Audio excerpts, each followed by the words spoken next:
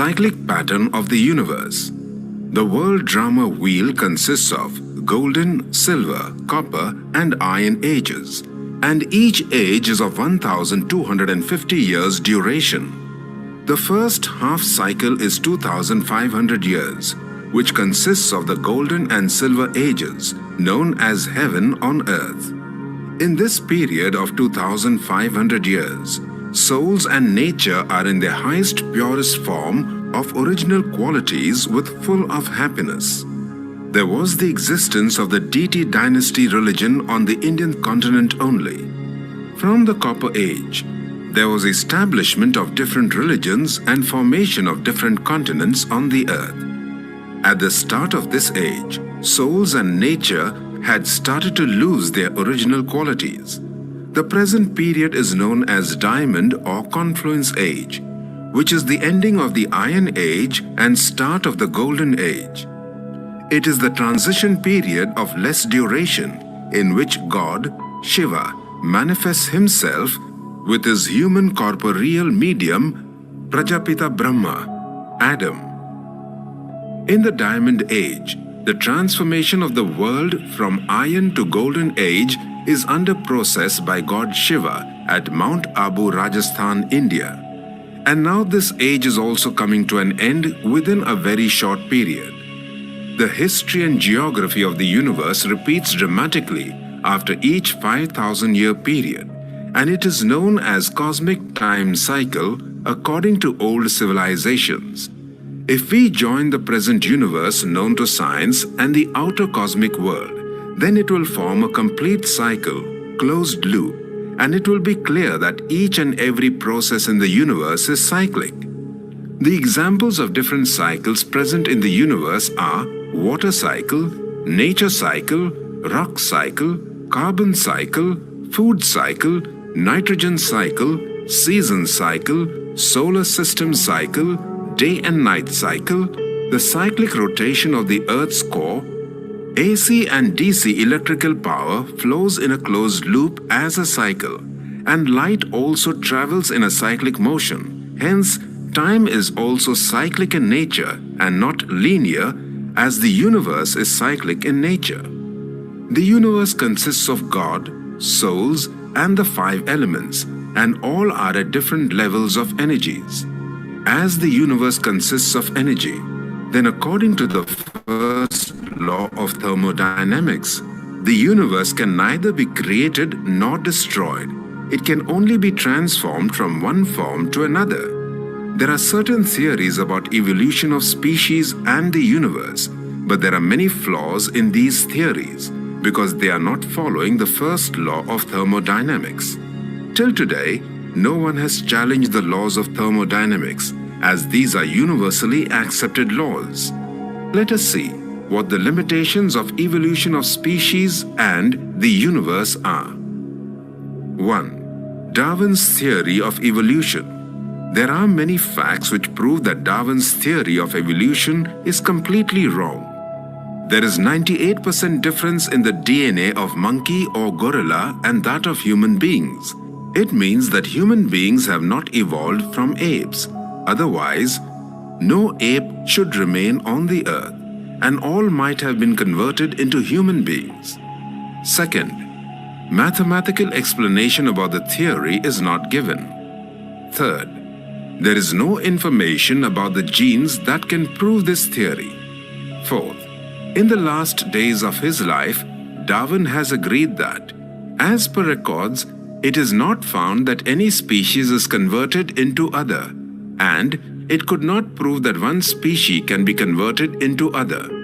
Reference My Life and Letters, Volume 1, page 210. 2. Big Bang Theory. Limitations of Big Bang Theory.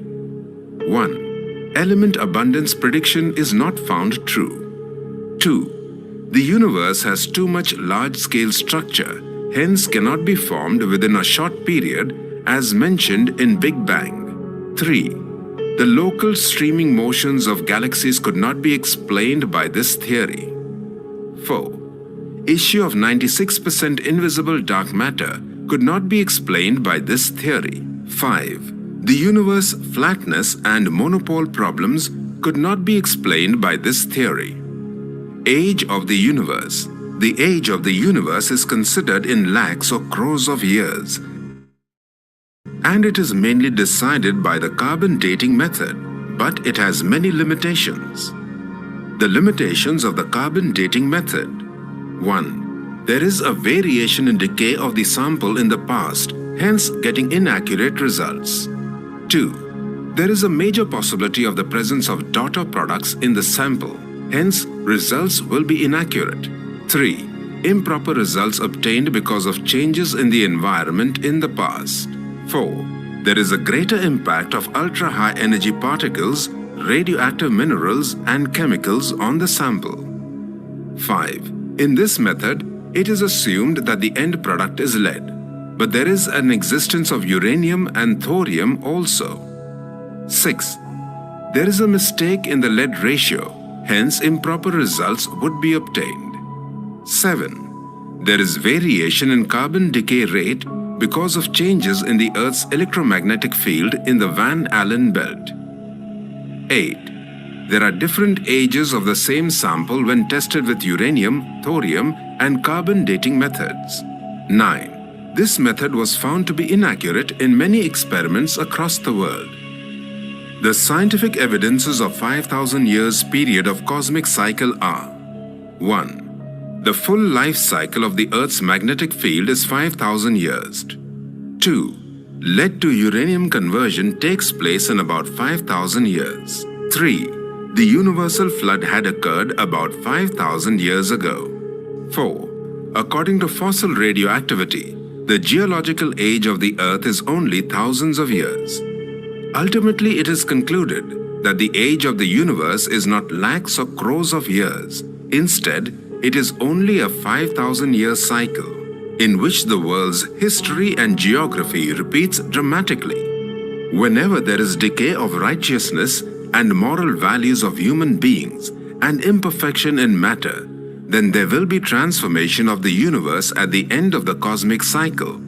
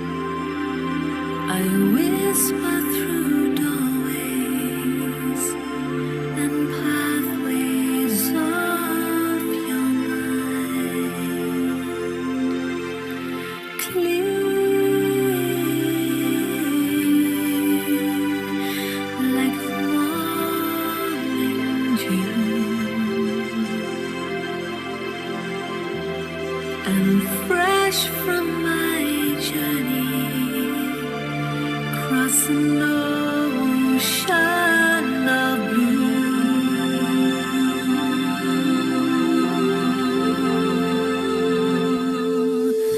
Take just a minute, come and rest by my side. Let me tell you your own story.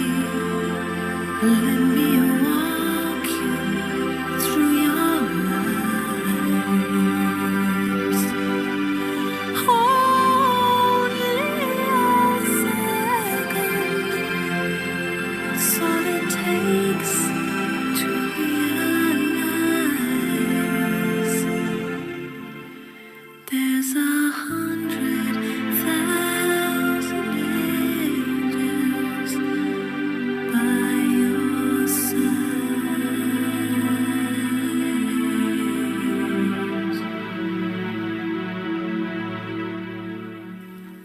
There's 100,000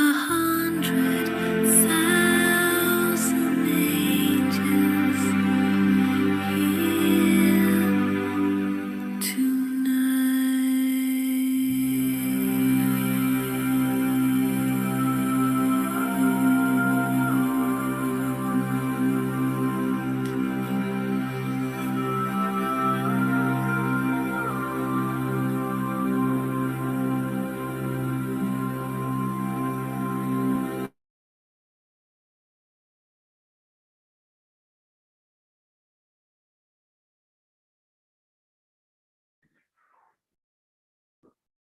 Om Shanti. Good evening, everyone.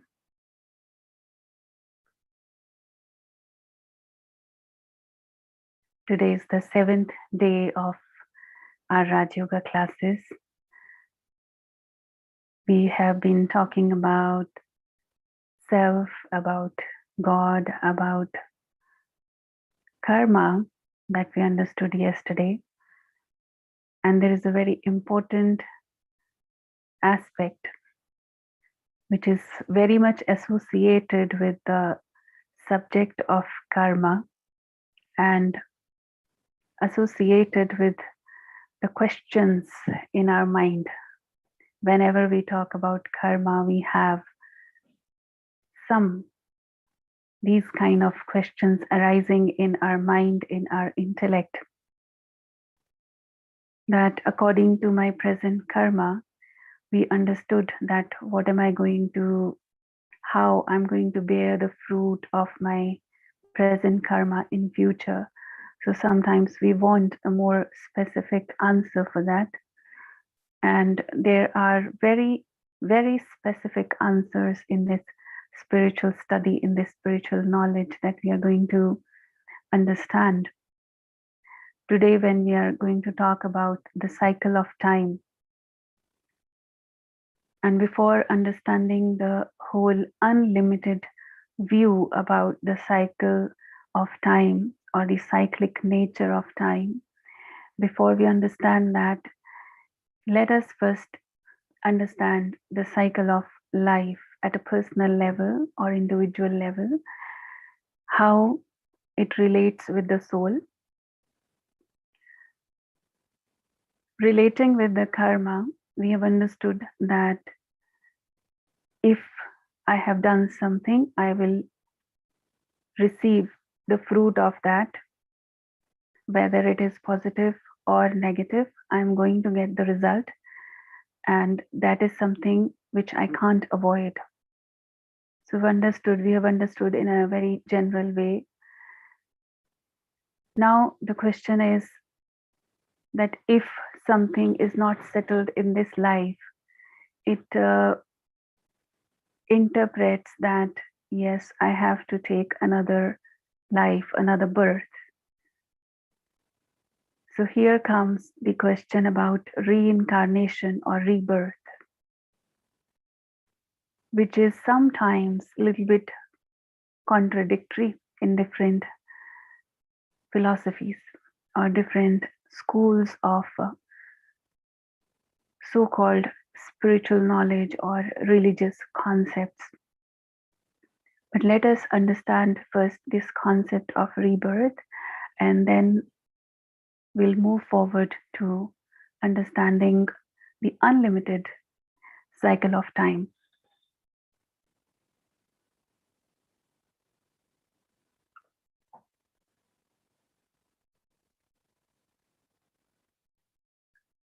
So, first question is, if we are talking about rebirth, if we say that yes, to settle the karma, or relating with our understanding of soul being eternal, we take rebirth. The soul is coming into this process of rebirth or reincarnation. So, first question can be understood with these three ideas or the logics. First is eternity. The soul is eternal. Soul is energy, it's never destroyed. We have understood the eternity and immortality of the soul. It never dies. So, of course, when it will leave one body, it has to go somewhere. Second is karma accountability. If I have done something, every karma, every action, what I do is accountable. That we have understood yesterday. So, for that, if something is left which is not settled, to settle that, I have to come into next life to get the result of that. And the third is that we all are actors in this drama. So when we say we all are actors, we are actors, the soul is an actor, we all are in different costumes of the body. Body is just a costume. So one life is like playing my one particular role in this costume. So we've understood that. So after I leave this body that we name as death of someone, it's like leaving one costume. It doesn't mean that the role is over. Only one role is over, but I still exist. So I can take another costume to play a different role. So actually, same soul, the actor, can play various different roles because soul is imperishable, immortal, and eternal.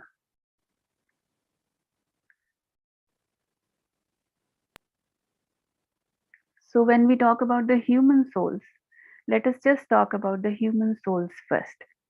And we are thinking of rebirth or reincarnation, how it happens.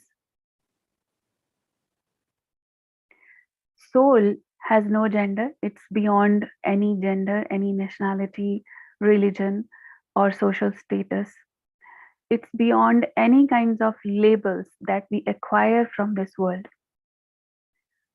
So, when soul leaves one body and goes to the next life, it can take the form of any gender, any nationality. It can go to take birth in any country, in wherever, whichever corner of the world, religion, or any background. So, because soul itself is beyond all this, all these labels are associated with the body. Where I have taken birth, it is associated with that. Suppose now, today, I'm here in India. If I leave body, means I, the soul, I leave body. How far I can go to take a new birth? It can go anywhere, but it depends on the karma and all on the connections that I create in this life. And according to those connections, suppose I have something some karma connection with one family, very deep and very serious karma connection with one family in this life. And that family moved to UK. Now, if I leave body, I, the soul, maybe in this life I couldn't go to UK to settle that. I have to take something from them, which I have given to them, and they just so far away. I can't go there. But when I leave the body, the soul leaves the body, it takes only a second to reach there. So what will happen? The soul will go and take a birth somewhere near to them, or maybe in the same family. Depends on how deep and how close is that karma connection, how serious is that. So according to that, there will be a new relation developed in the next birth to settle that part of karma which was unsettled because of various different reasons. This is how it happens. That's why the concept of reincarnation is very useful and very important to understand.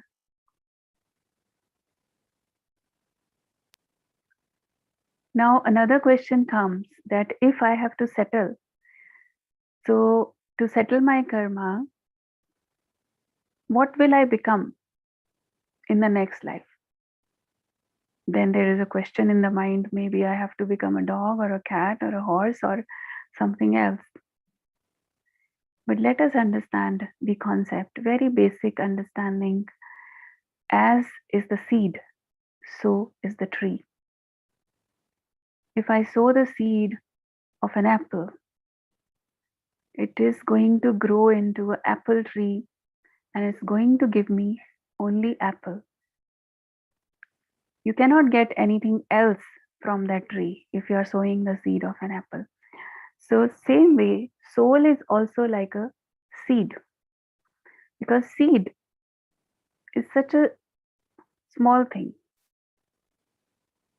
But we can't imagine, if somebody doesn't have the knowledge, they can't imagine that in this small seed, there is so much inside that you sow the seed and it becomes such a huge tree and it's providing so many fruits and flowers and other things. We can't imagine if we don't know. So this is knowledge. So that seed, if it is apple seed, because just now we were talking about apple seed.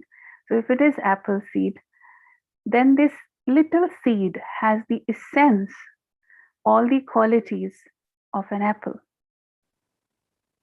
It already has. You see, in the same soil, if I sow the seed of a mango, same soil, same environment, everything is same, but that one will give mango. Because seed in itself consists of the essence, the traits of an apple, this one. So same way, we have already understood that soul is the living energy, and soul consists of mind, intellect, sanskars. As a human soul, if I look at myself, even if we see some people and people would compare them with some animal sometime, their some personality traits are like that, some nature is like that, and they will say that maybe this person was an animal, was a dog in the past life, or he's going to become one in the future. So this is how sometimes we relate. But we need to understand, soul is like a seed. Soul has the basic traits. If it is a human soul, it has the basic trait of being a human. Now coming back to that apple seed. It is apple seed. I once sow it into the soil. The soil quality, if it is very good, I sustain it very well. I water it properly. I give it the proper environment to grow. Then it will grow into a very good quality tree and I will get good quality apples from that one. But if I don't sustain it, I don't take care of that plant properly, then it will become banana or it will become grapes. It will still remain apple, right? Even if I don't take care of that tree very well, even if the environment is not so good, the quality of apple will reduce. It will become a very low quality apple, but it will still remain an apple. This is the point to be understood. When we are talking about the human soul, and we say, and we have heard it many times, that if I do bad karma, if I do something bad, I hurt someone. Even some people used to say, when we were also very small, we used to hear this often, that if you kill this insect, you will become the insect in the next life, and that insect will become a human and he will also kill you. So this is how you have to see the consequences. You have to face the consequences of what you do now. So this was a very easy way to explain to a child. I would feel that yes, this is easy to understand, that I should not do something bad, I should not hurt anyone, I should not kill any animals or insects. So it's good. This concept is clear, that I should not do bad, because what I give, I will get. But I will become an insect. That was very scary for me. Because I don't want to become an insect, and I don't want to become an animal either. So this is something which is questionable, and that was always scary for me. No matter how beautiful, there are different kinds of animals and different species on this planet. There are nice fishes, there are so many beautiful birds. No matter, I enjoy looking at them, but I personally don't want to become them. So that was my fear, and maybe other people also might have this kind of fear, that if I do this, I have to become like that. So here in this spiritual knowledge, we got a lot of clarity about this, because human soul is also like a seed, just like this apple seed. So the good news which I wanted to share with all of you is that human souls take rebirth as humans only, and they never go into any other species. So human soul will only become human. Actually, for some people, it might be a little bit difficult to accept that, because we've always heard about going into other species and becoming animal or insect or something else. But this theory is very much logical. That was also logical.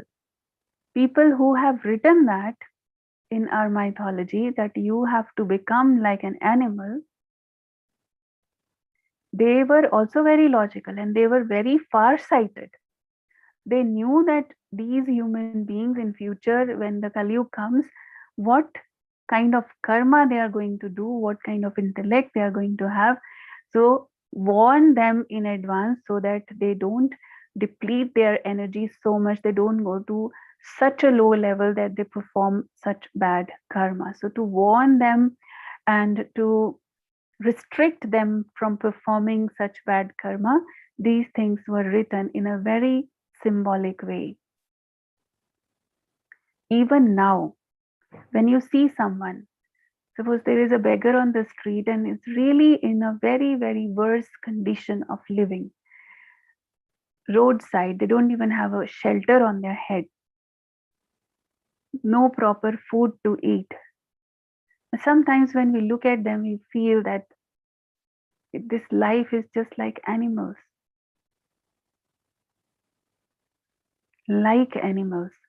but not animal. So if this is a very important thing to understand, when it was written in our mythology, that was mentioned in a very symbolic way. Metaphors were used to explain the things to us, and we were being warned that if you do this kind of karma, you have to live a life like an animal. It's not that you will become an animal. And just think about it. If we take it as a prize and punishment law, if you do good, according to the mythology, sometimes if you do very, very good karma, then only there is a chance that you can become a human being again. And if something little also, the flaw remains, the weakness remains, then you cannot become human being. You have to come into the cycle of 84 lakhs of species, pass through all that, and then only you can come back to the human life again. So this becomes like a reward, like award. Becoming a human being becomes like a prize. And becoming animal, because when you give the theory like this, then becoming an animal is like a punishment, and becoming a human being is like a reward. Now just think about one person, one small child, a baby who's just now born and is handicapped, or he has some other issues in the body, or is born in such a family where he cannot even get bread and butter. He is born on the roadside, or from birth only his parents has abandoned him. He's an orphan, just born. Think about this soul, just born, and born as a human being. What would we say if we see this kind of story of someone? What will we feel? What's your feeling looking at this baby? You will say past karma, right? Everyone will say the same thing. Maybe some past karma. Because of course, in this life, he has not yet started his karma. He has not yet started his journey. Then why he has become like this? Why this kind of life? Some kids are even found in the rubbish bin. So this is not this life's karma, definitely. So this is past life karma. And surely it is a bad karma. It's the result of a bad karma, right? Then my question is, if it was a bad karma, then why he could become a human being? If we look at that mythology, that philosophy, then he should be becoming an animal or an insect. Now this baby found in the rubbish bin, is it not like an insect? Even if he is in the human body, but he is getting the punishment just like being an insect. So this is actually a very symbolic message that was given when they said that you have to become an animal. The reality is that human soul will become a human being only, but he has to live like an animal, live like an insect, being in human body also. And just think about it, that is a bigger punishment if living in human body and I'm living like an animal. Becoming an animal and living with animals is not, doesn't seem like a punishment. If someone becomes a cat and living with the family of cats, there is no realization. Do you think there will be any realization to that cat that why I have become a cat? No, I don't think so. They are enjoying because they are surrounded by similar cats only. But if one person is becoming a human and then looking at other human beings, they are so fortunate, they are so lucky, they have so much, and why I don't have all those privileges what they have, then he will definitely think at some point of time, he will have these thoughts that why my life is like this. And this thought is the beginning of realization. This realization is the experience of punishment. So this is punishment. Becoming a human being and living like animal is a punishment rather than becoming an animal and living like animals. That's easy. That's acceptable. So actually, that was the point. So that's why I wanted to share this good news with all of you, that you are not going to become any animal or any insect. We all will reincarnate into human being only. But it becomes actually more responsibility comes on us of course, we don't want to live like an animal also being in a human body.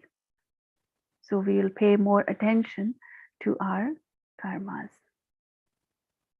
And there are some evidences also. Now, these things have been proved as well. Rebirth evidences. Child prodigy. It's like we sometimes we hear and we see the news about the wonder kids or some geniuses. And when we see them, we feel surprised, we feel amazed. It's like miracles happening that at such a young age, they are so much skilled, and at such a young age, they are achieving so much. And when you see family background, also sometimes you will be surprised that nobody is teaching them from where this soul is, this child is so talented. So this proves that there is some past life sanskar which the soul is carrying. In that particular subject, in that particular art, that child has worked hard so much in the past life, and it has achieved that stage in the past life that it goes with the soul as a sanskar, as a impression on the soul even to the next life. So this is one evidence. Then second is past life regressions. Have you heard about past life regressions, PLRs? Nowadays, many people go for PLR because they want to see their past life. And many have done that also. I will not go into too much detail of this. You can search it. You can study it by yourself also, because it is about going and seeing your past life. And people have experienced, in some cases, even their 5 lives, 10 past lives, like that. And the interesting thing is that in any one case, any one of them in any of the lives was not an animal. They all were human beings. When they go, they hypnotize they hypnotize them and take them slowly backwards. Because soul is eternal. We have understood soul is imperishable. It's just changing the costume. So they take them into the past, and then further, if they want to go further in the previous lives and they want to see what they have done, some people have this thought that why my present life it is like that, and I want to see the reason of my past lives. So they also, for various reasons, sometimes for healing some diseases, some sicknesses which even doctors were not able to diagnose and identify the reasons, and it was rooted in their past life, some incident, some accident, or some happening of their past life that has actually gone very deep into the subconscious. That pain is still there. So there were so many situations like that, but I'm just focusing on one point right now, that in any of these cases of PLR studies, in any of their past lives, no one was an animal or any other species. They all were speaking human language, because when they go to their past life, they speak, and some of them were speaking French or some other language, but it was a human language. It was not a language of any animal. So this thing has answered the question of human beings, that what I was in the past life. And past life memories as well. We've heard about the stories of some children who remember their past life. Sometimes they relate, they tell the whole story of their past life, that I was there, this is my name, these are my children, my family, my wife. This little child of 5 years, he's telling about his wife and his children, and some kids were taken practically to that place to see them, to meet them, and after going them, he tells that this thing I forgot to tell you, and this was very important. Something like that was there, which was unfinished, and he finishes that task. He tells them that these papers are here in this place, and it has also happened that after that they just forget. There is no memory anymore. No matter what reason was there, but this also shows that human soul only takes rebirth into a human life, not in any other species. I hope this is clear. And now comes a very, very important next concept.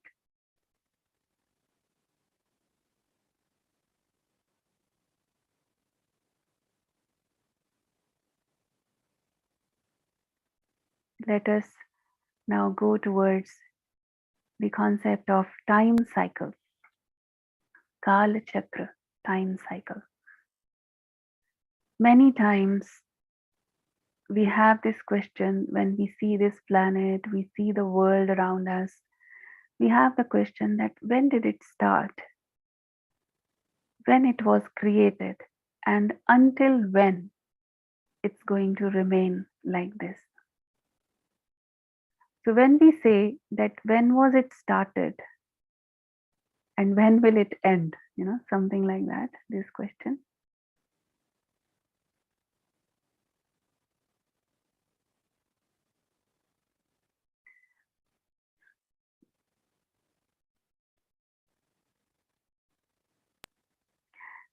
So when we have this question, we are kind of thinking time in a linear way, that it started here and it will end here. This is the beginning, this is the end. But we want to clarify one very important concept about time, that time is not linear, it is cyclic, and there are so many evidences of that. Anything what we see, any kind of energy or matter, whatever we see with these eyes, actually everything is going through the process in a cyclic manner. So let us have a look at this.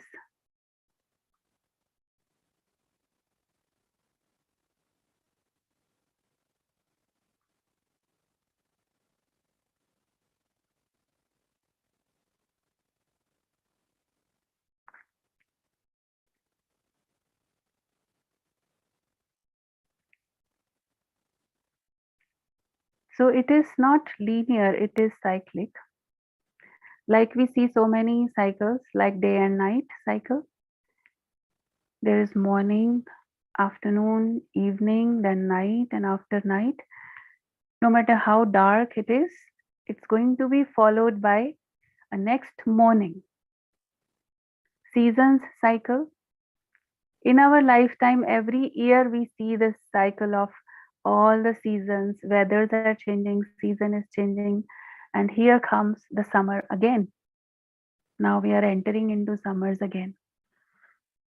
So this is also cyclic, and we know that after this, monsoons will come. We know that after that, what will happen. So same way, water cycle.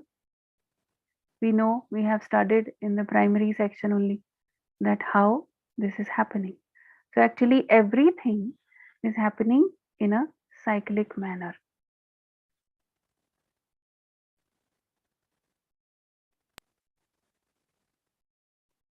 Same way, these are the cycles that we can easily accept, because 24 hours day and night cycle, it's too small. Every day we see that, so we have the understanding that after night there will be morning. We know that. Same way, water cycle, we have studied and we see with our own eyes. We can understand, we can experiment. So easy to understand. Season cycle, it's only 1 year. In 1 year's time, again we see the same season, and many times we have seen, we have the experience in this life. But now when we are talking about in an unlimited way, this whole world drama cycle, then we don't know, because our lifespan is maybe 80, 90, 100 years. And in that time period, I cannot see the cyclic pattern of the whole world drama. What's going on? How is going on?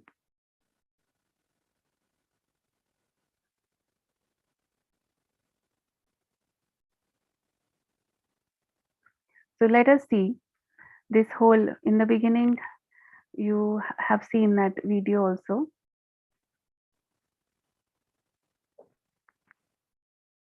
That is explaining the cycle of 5,000 years. So this is, one word is important, eternal time cycle. This is the eternal time cycle.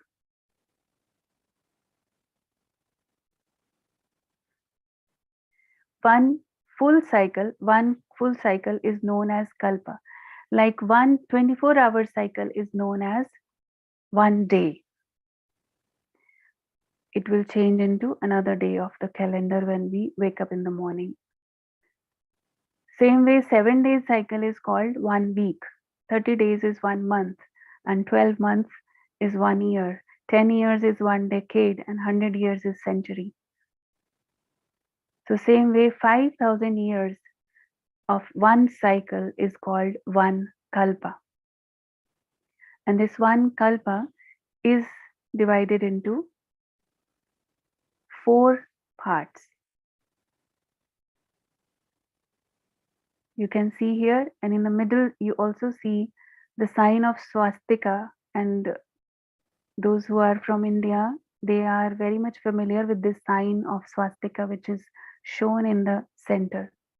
And you see how this cycle is moving. There are 4 ages. It is divided into 4 ages, 4 equal parts: Satyug, Treta Yug, Dwapar Yug, and Kali Yug. And we can also call it Golden Age, Silver Age, Copper Age, and Iron Age. And you can also see the movement in a cyclic manner,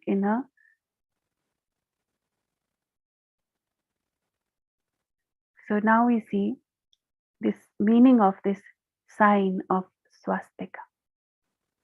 We have heard this word. This is a Sanskrit word, swastik. And swastik means, it is the symbol of swasthiti, means the stage of my inner being, and how the inner being, which is the soul and also the matter, everything in this world is passing through these different stages. My stage is not the same forever. It's passing through different stages. So this swastik represents the different stages of the soul in the time cycle. We've understood that soul is going through the process of reincarnation and rebirth. We have understood that. We have understood that soul is eternal. Now let us look deeply into this thing, because when we are talking about time cycle, time is moving, but there is something which is always there. And what is that which is always there? There are 3 things. One is God, the Supreme, who is eternal. Second, the soul. I, the soul, all of us, the point of energy, the life energy, is also eternal. And the third is this nature. Because for that, science is also saying, because matter was never created, it cannot be created, it cannot be destroyed. We know that. So it already there, it will be there always, forever. So that is also eternal. It's just changing forms. Now, out of these 3 things, soul and the matter, 5 elements of nature and the soul, we are coming into this process of reincarnation and coming into this cycle of change. So we are constantly changing. But God, who is the supreme, who is the highest, who is actually beyond this drama, so he is always the same.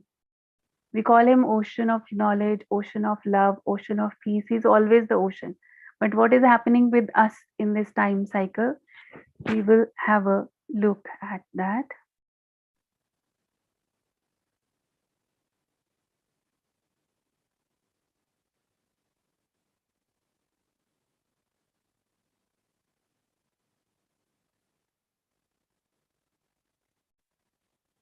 So we have seen this swastik. Now let us see in these 4 ages. Look at this swastik. Top right is the golden age. It represents the golden age of the cycle. As we said that it is divided into 4 equal parts. So each each age is 1250 years. So the first quadrant, what we see here, it represents Satyug or the golden age, where there is 100% health, wealth, and happiness. Because of course it is the beginning of the cycle. And when it is beginning, it's like anything in the beginning is new, fresh. So all kinds of energies we see in their highest frequency. So in that highest frequency, physically also we are healthy, wealthy, happy. Mentally also we are peaceful. We don't have any problems called tensions, worries, what we see here. Because complete, this is what we all are seeking for, what we all are looking for, because this world was like that before. But there is the law of nature is that everything has to pass through the process of change. Change is the law of nature.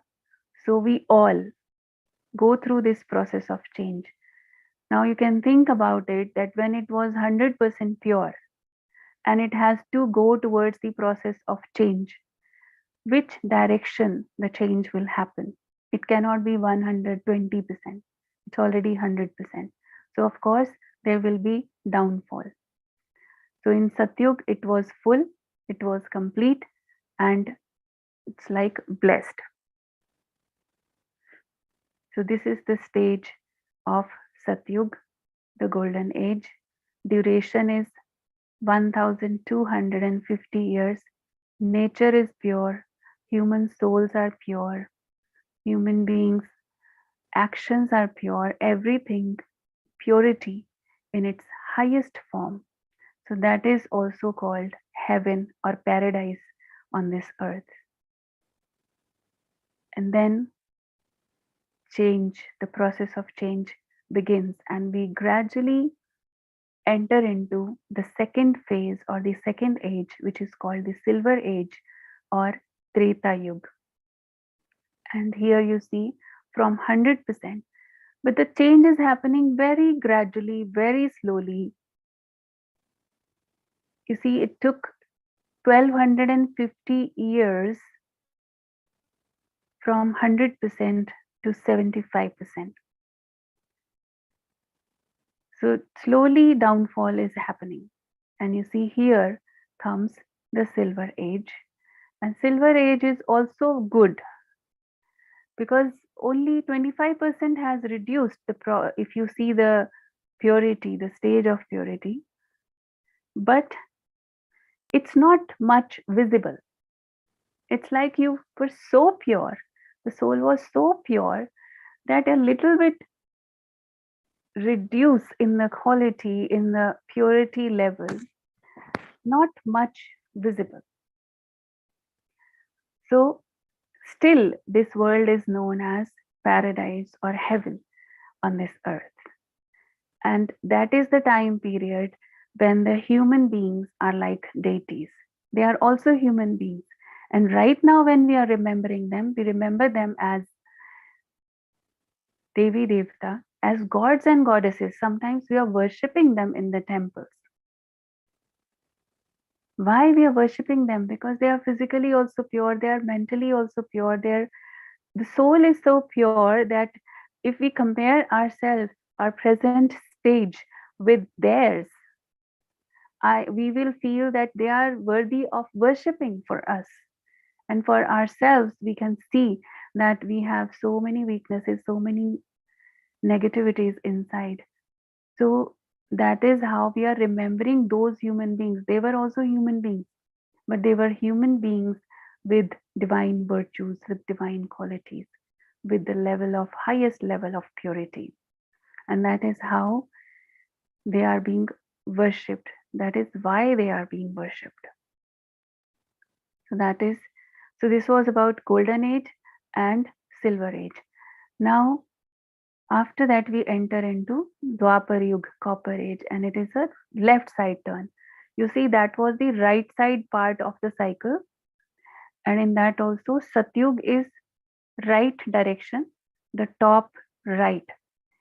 It also symbolizes righteousness, righteousness in our actions, in our thoughts, in our words. So that's why that is the time of perfection. Now here comes the left side turn in this swastik, in the cycle. And left side also means opposite direction. So from righteousness, we turn towards unrighteousness. Before that, the downfall was happening, but very gradually. So it was still okay until the end of Treta Yuga, until the end of Silver Age. It was still fine. But as soon as it takes a left turn, because when half empty, after that, we feel the emptiness. And when we feel the emptiness, we start worshipping, we start invoking God, we calling out God, because we start realizing the darkness inside, because 50% purity is gone. So after 50% is gone, then we realize that we are lacking something. And that 50% which is gone, if 50% light is gone, it is then darkness is taking place. And darkness is of vices, of evils, of negativities, of my weaknesses. These 5 vices of anger, lust, attachment, ego, all these things have started coming in. And we started experiencing pain. We started experiencing sorrow inside. And it's only when we experience sorrow, we experience pain, then we start remembering God. Interesting thing is, in Satyug and Treta Yuga, in the golden age and the silver age, we don't even remember God. It's like when the child is happy playing outside with friends, very happy, everything is fine. That time he won't remember the parents, he won't remember mommy or papa. It's only when something wrong happens, when friends are cheating him or beating him or doing something wrong, that time he remembers the parents. Same thing happens with all of us. We also, when everything was fine, this world was actually, he created this world, this beautiful world for us to play, to enjoy. And until we were enjoying, when we were pure, of course, there were no differences, there were no difference of opinions, there is no impurity. So we were enjoying playing on this stage. So we don't even remember him. So it is in Dwapar Yuga when we started calling out to God. Time period is same, 1250 years. Now comes the darkest period of this cycle, that is Iron Age, Kali Yuga. We can understand where are we in this cycle right now. So this is the age of complete impurity. The 5 vices that had started in Copper Age, they started developing. Although we were experiencing pain from that, but we started justifying also these 5 vices, that without this, we can't do anything because we don't know and we don't have the strength. We've already lost 50% of our strength coming down in this cycle. So when the soul is weak, it starts justifying the weaknesses, it starts justifying the impurities inside. And that is what happened with all of us. Even if we were realizing that these vices are not good for us, that is why it is written in the scriptures. It's mentioned in each and every religion, each and every scripture, these 5 vices of lust, anger, greed, attachment, ego. This is not good for a human being. We all know that, but still we were justifying, still we were using it as a tool to accomplish our task. And that is why these vices completely take over us. And that's how we enter into Iron Age Kali Yuga. And we know what is happening around us right now. All kinds of negativities, wars, even natural calamities. People are suffering with depression, insecurity, tension, you name any kind of problem, everything a soul is experiencing right now. And this is what is happening in this Kali Yuga. Now, what next? We said that this is a cycle of 5,000 years. What next? Ideally, according to the knowledge which we are receiving, that this is a cycle of 5,000 years, and because this is ongoing process, it is a continuous process of repetition of this cycle. So ideally, after this Kali Yuga, Satyug should come. It should be followed by the Iron Age, should be followed by the Golden Age. But how? Is that so easy? How do you feel about it? Is it so easy that in this extreme negativity, extreme darkness, can we imagine suddenly Satyug or Golden Age coming? No. There is a process. Now here you can see from Iron Age to Golden Age, to bring this shift, in between there is a small, this white color you see here. So this is a short phase of transition, of transformation, which is called Confluence Age or Sangam Yug. This is the time of transition from Iron Age to Golden Age, from extreme darkness to extreme light. And this is the time when God Himself has to interfere. He created a beautiful land for us. He created a beautiful planet Earth for us and gave us all the facilities, beautiful, pure nature, perfect bodies, pure mind. He sent us onto this planet, taking care of each and everything for His children, that they should not experience any kind of sorrow or any kind of something lacking. There was nothing lacking there. And what have we done? He gifted us with this paradise, with this heaven on earth. What have we done? Starting from that beautiful period of Golden Age, we have slowly, gradually fallen into this Iron Age now.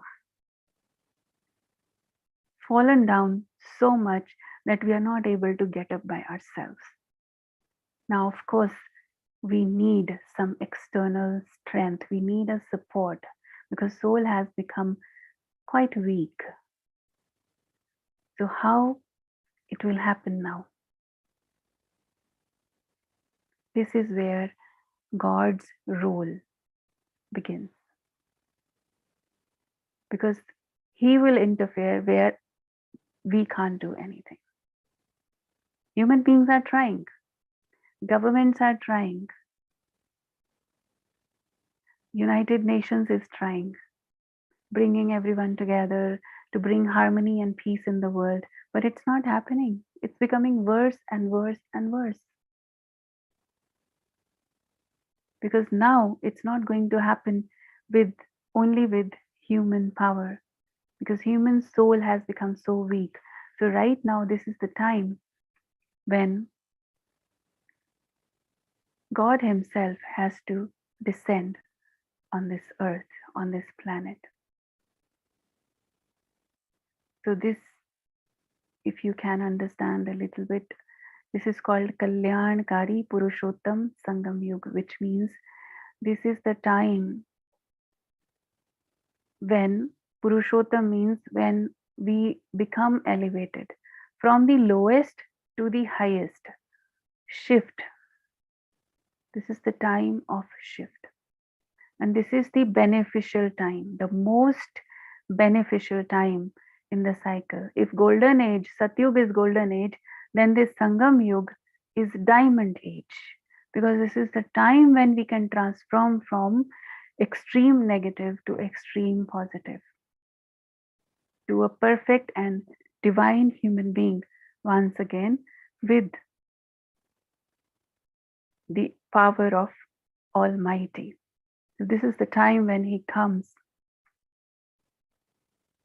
He has to come to see that now I have to interfere, now I have to go and see my children. I've been giving signals for a very long time, but they are not understanding. So this is the time. Finally, he decides that I have to do something now. And we will understand it more clearly in the next 3 days. God's role at present time.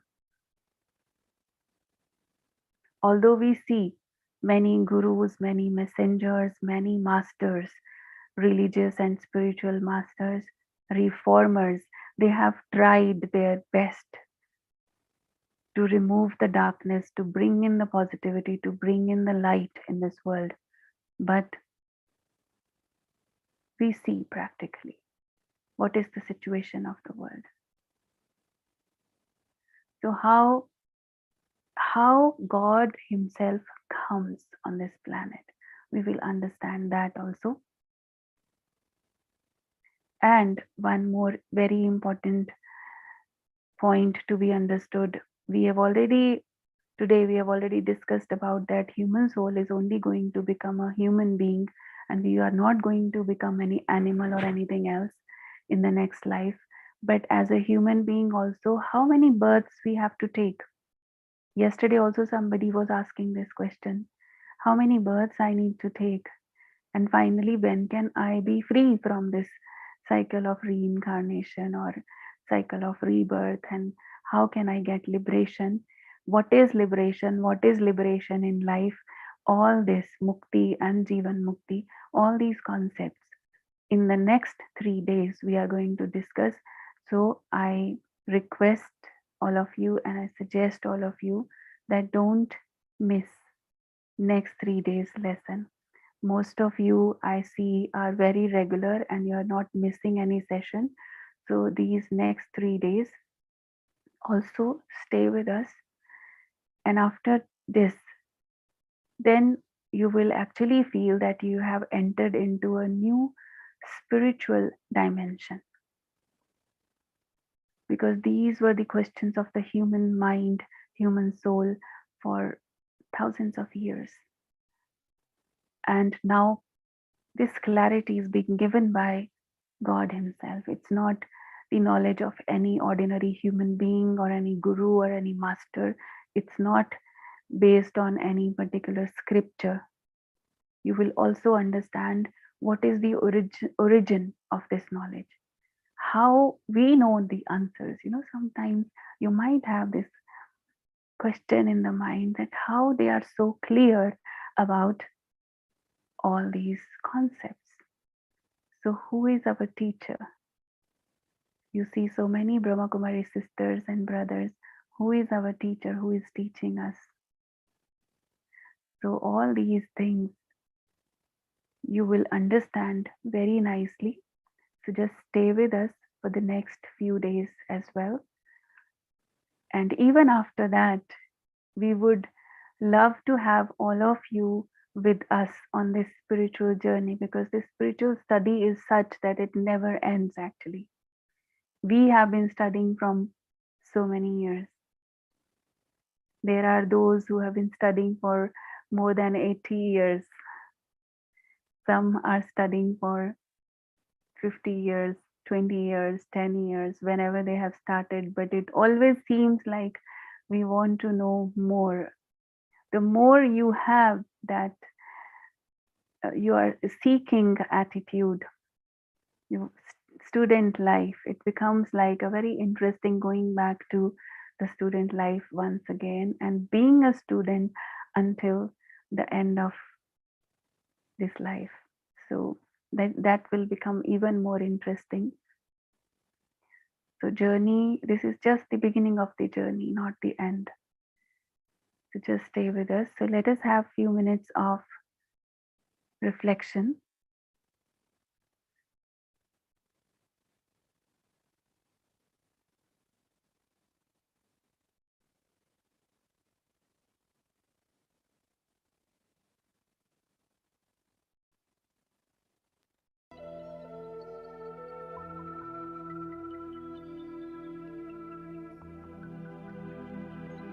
Om Shanti.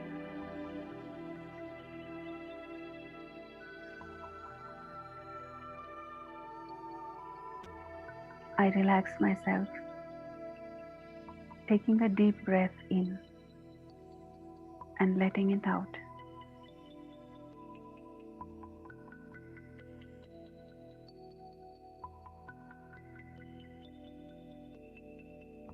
In this moment of silence, I realize I, the soul, the shining star, in the costume of this body,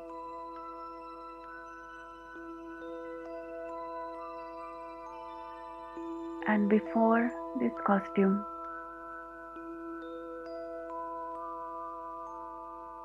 I have taken many other costumes, changing from one life to another and then to the next one. I have played many different roles on this planet,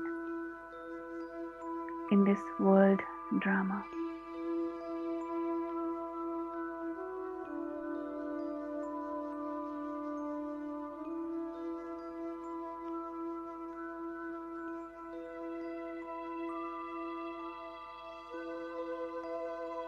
Now, right now,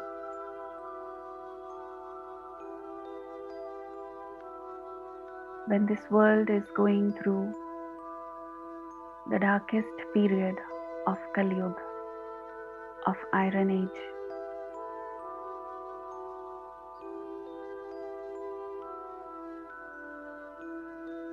I begin my spiritual journey and I enter into the confluence age, Sangam Yuga.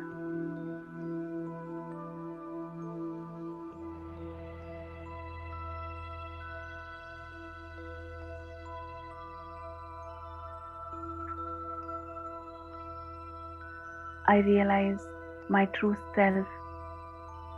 I connect with God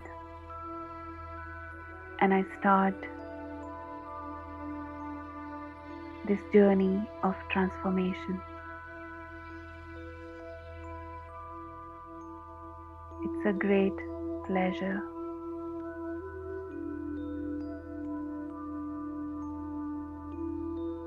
That out of so many of this world,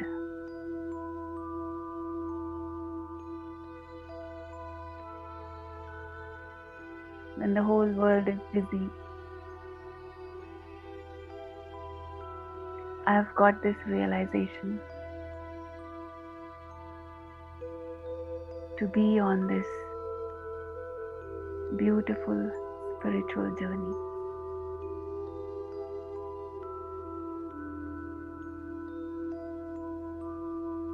In my heart,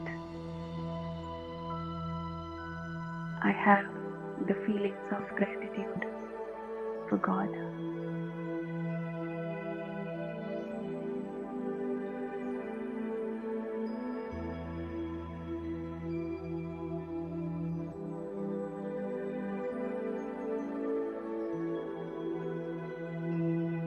I appreciate my fortune. I am a lucky soul, a lucky star.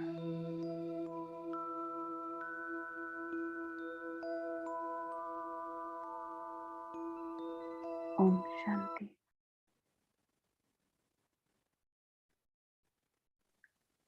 Om Shanti Didi, thank you so much.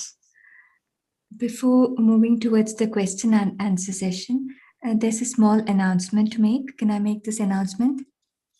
Yeah. So, to all those who listened to or attended this course through either Zoom or YouTube, kindly send us your details below on the WhatsApp number. You must be having a WhatsApp group. If you don't have it, in that case, the number is 9953019549. This message is already circulated in the WhatsApp group, so kindly respond to it and do the needful. So, to the question answer session. The first question for the day is, what's the difference between human and animal soul? Do plants have soul? They also grow, right? So this is the first question. What is the difference between a human soul and the animal soul? What is the difference between an apple and a mango? Mango is mango and apple is apple. Both have seeds, but it has its own traits, it has its own quality.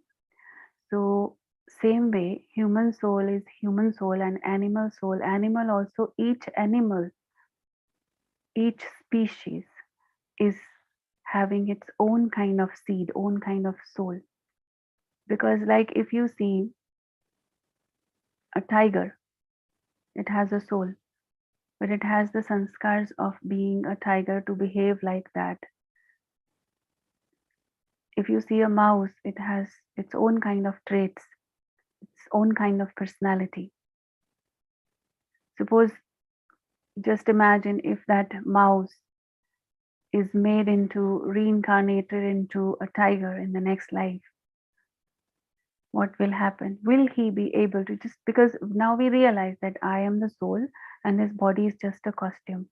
So the soul of the mouse, if just imagine, is wearing the costume of a tiger, how will he behave? He doesn't even know how to walk. He doesn't even know how to respond to the situations. He will be scared of the cat if when he looks at the cat, being a tiger, because tiger outside is only the costume, but inside the soul is carrying the personality trait of that. So when we say the difference, I think we don't have to go into the details of that, because each one is important and they are playing their own role. I think there is no comparison in that. It's just different and unique. Every soul is unique. Is that okay? Yeah. The next question is, hundreds of thousands of years old bones, stones, objects have been found in history through excavation. So what about the carbon dating and Darwin's theory? Actually, Darwin's theory now already has been challenged by many. And even in some countries, they have taken it out from the syllabus of school students, if you're aware of that. Because there were many loopholes in that which was not proved. And somehow, to a greater extent, it has already been proved that man was never an ape. And it was actually not a right explanation. It was only, you see, when you study any theory, it is based on some assumptions, right? So Darwin has also assumed certain things before starting the theory. When you study, what are the assumptions? And if those assumptions were not right, which has been proved actually, that means the whole theory goes wrong. And otherwise also, if you see, if the process of evolution was like that, then now all apes would have converted into human beings by now, but it has not happened. Second thing was about carbon dating. That is also challenged. Why? Because in some cases it was experimented that the same fossil was taken and same sample is experimented by two different people or the scientists, and they give different age of that fossil, And the difference was not few hundred years or few thousand years. It was a very big difference. So there was a whole research done on that. So nothing is so sure. It's like all these theories were given because human being has always been experimenting with things, and they're trying to research, trying to discover the truth about life. And everyone has their own way of researching. Sometimes when I look at this and how I feel, I just want to share with you, because the reason of all this research was that we wanted to go to the roots, that how it started, when it started, and human brain, human intellect with all its limitations, but still feeling that we are intelligent. With their limited intellect, they are trying to discover, and then they give their concepts and theories, and after some time other one comes and they challenge it. But basically research was about the truth of life. Research was about this discovery of how it started. And here comes the truth. When only the one who has created, if he can come and tell that this is the truth, that would be the best, right? And that happens at the conference age, when we get the answers of all these questions, accurate answers. Yeah, Didi, so the next question is how many years back the civilization began? This 5,000 years, if this 5,000 year cycle repeats, how do we believe that? Yes, it repeats, just like how you believe that after night there will be next morning. How do you believe? It's easier for you because it's 24 hours and you see it every day. But 5,000 is bigger time period, and we don't see with our eyes, cannot see, because this costume changes so many times in this 5,000 years time. So one thing is that there is a law of nature when we talk about change. When it was 100% pure, then it started gradually going down, and then there is a momentum set, because it started downward trend started, so then it goes into that direction until it reaches the extreme, and after the extreme again it has to take a transformation. So this is the law of entropy actually applies here. What was another question? How we believe that it repeats? It is very natural process, just like any other cycle. Yeah. That 5,000 years repeats. Yeah, I think it's clear. It's the law of entropy.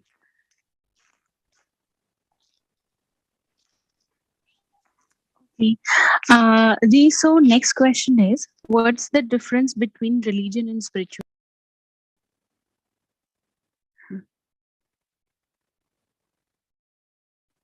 Can you hear me, all of you? Yes, Didi, we Yeah, can hear you. okay. So what is the difference between religion and spirituality? Actually, in Hindi, I would explain in a little different way. In Hindi, religion means dharma. And when we say dharma, dharma means the originality. The original state of being is dharma. To establish myself, to set myself once again in my originality is called dharma. So actually, when any religion was started, it was started with that intention of bringing us back to our originality. But now there are another forms of that. We go into other details of external rituals and the way of behaviors, the way of dressing up, and there are many other external things. When we start focusing on that, then again we lost the way to go back to the originality. So here comes the role of spirituality.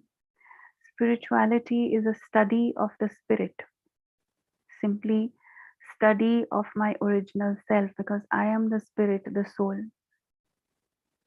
So studying the understanding the originality of the spirit is spirituality. Going back to the roots is spirituality. But in day after tomorrow's lesson, we will talk about the concept of religion and spirituality, and how go back to the original religion of the soul. In here, what we believe is that original religion of the soul is the original 7 virtues of the soul: peace, happiness, love, bliss. This is my religion basically. All other religions are bodily religions. They were created for this purpose only, to bring us back to this originality. But now that original concept is somehow disappeared, and we're just into the labels of the religions. That's why right now there are so many misconceptions and misunderstandings.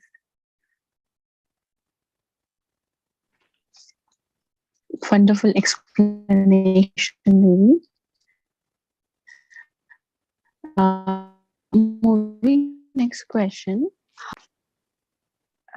Sorry, I'm not able to hear you. Okay, I'm repeating. How can we know how many birds we have taken? Hmm. You will get the answer tomorrow for this question. How many births we have taken, how many maximum birth a human soul can take, and then liberation also. We will talk about that. Okay, Didi. Next question is related to previous question. Didi, curious to know remaining years of Kali Yuga means, and when is the Sangam time going to get over? Hmm. Yeah, not much time is left, because the clock we showed you, that clock was made already. It's been 85 years when this picture was created through the divine visions. So you can see, let me have a, let's have this look again on this.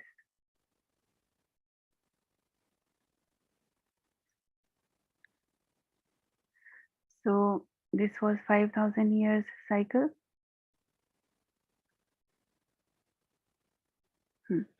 Here you see, if it is a 5,000 years whole cycle, what do you think? You can see 2 hands of this clock, which shows it's almost 12.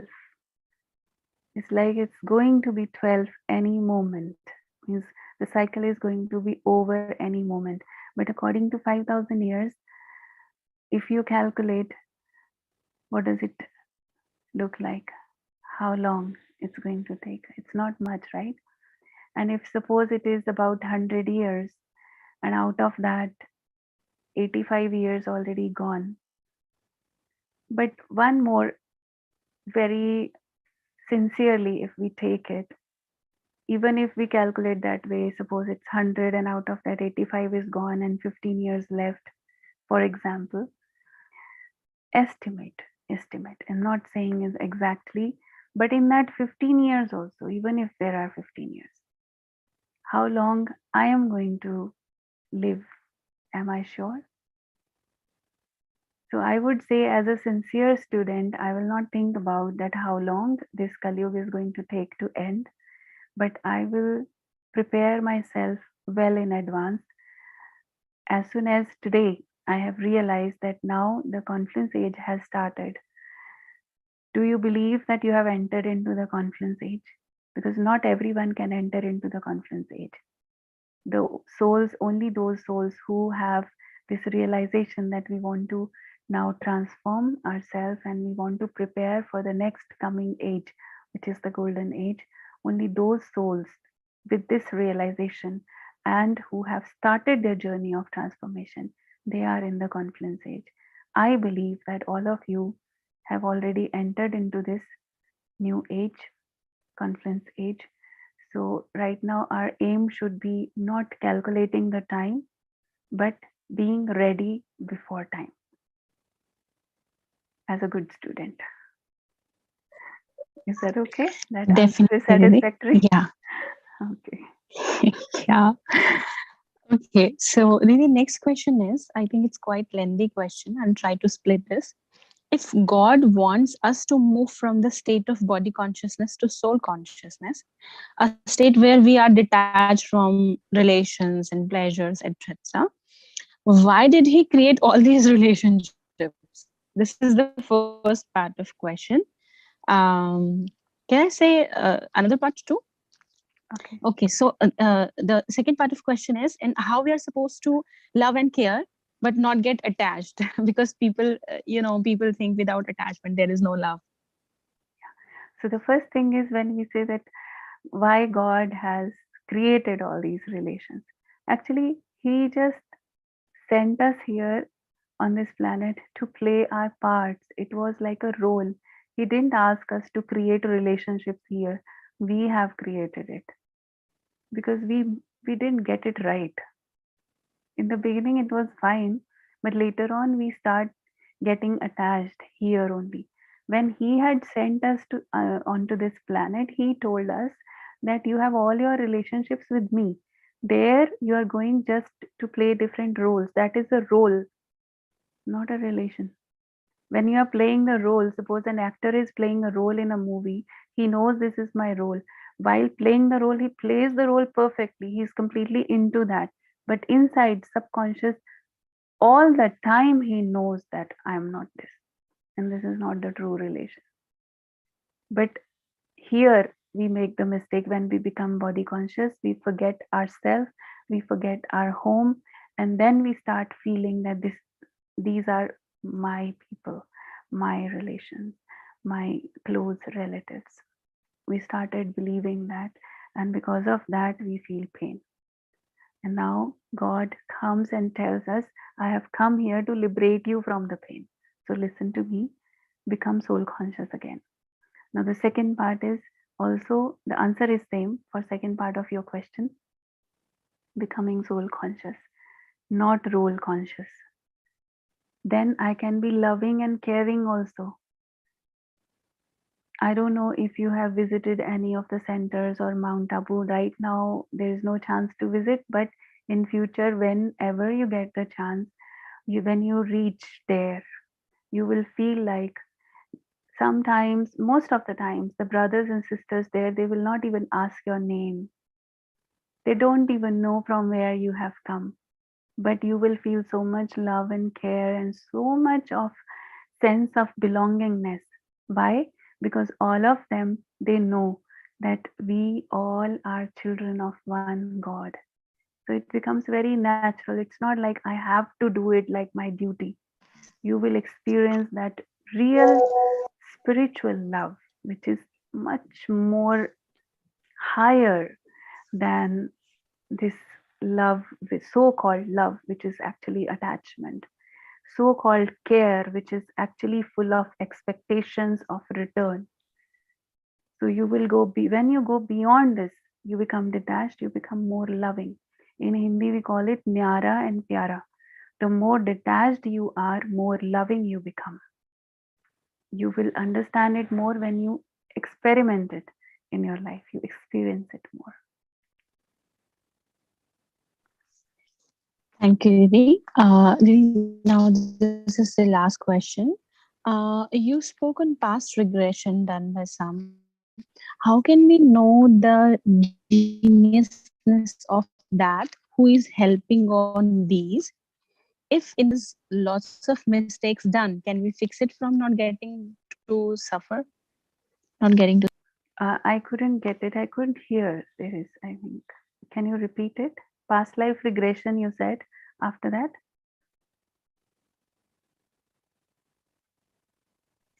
Yes, yes, Didi. It's this question is about past life regression. So it's yeah. Hello. Your voice is lost in between. Yes, now I can hear. Didi? Yeah, what she was trying to ask was, the question is like this. Didi, you spoke on past life regression done by Sun.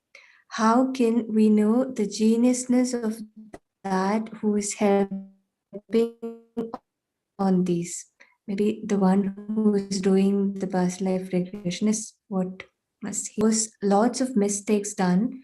Can you fix it? Can you fix it from not getting to sufferings? Can you fix your mistakes by not suffering?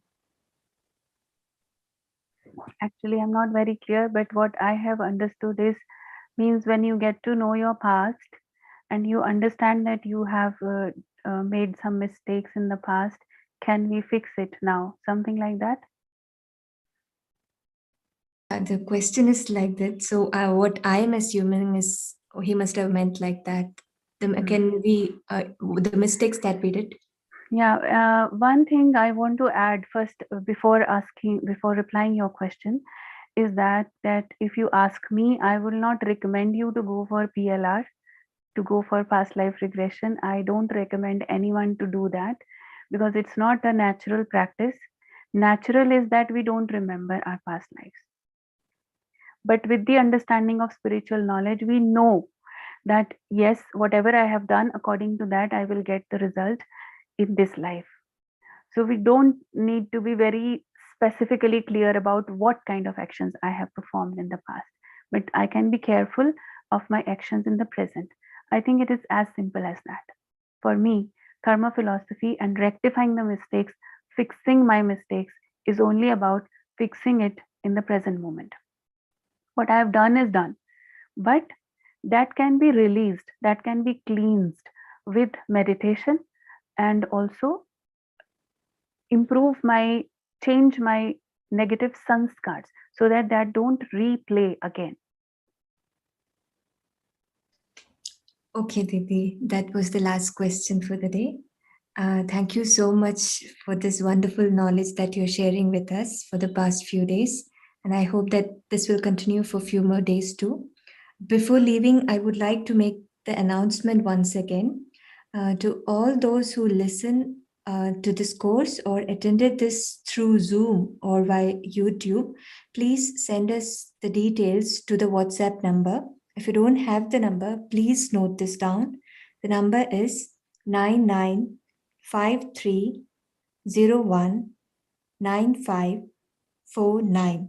Once again, the WhatsApp number is 9953019549. So the details that we want is your name, country, age, WhatsApp number with country codes, etc. Okay, thank you, Didi. Thanks a lot. I would like to add a little bit, just everyone, because the sister just now was announcing about the details. This is actually important because if you are filling up, it's also along with your feedback. What is your feeling? Because we would like to have follow-up sessions in future also. And please do mention your country and city as well, because some people are joining from different time zones. So in future, we might have various sessions, which is very, very interesting and very important for all of you. So if you are sincerely interested in studying this, please do that, okay? Don't miss filling up this information form. Thank you. Thank you, Didi. Thanks to all.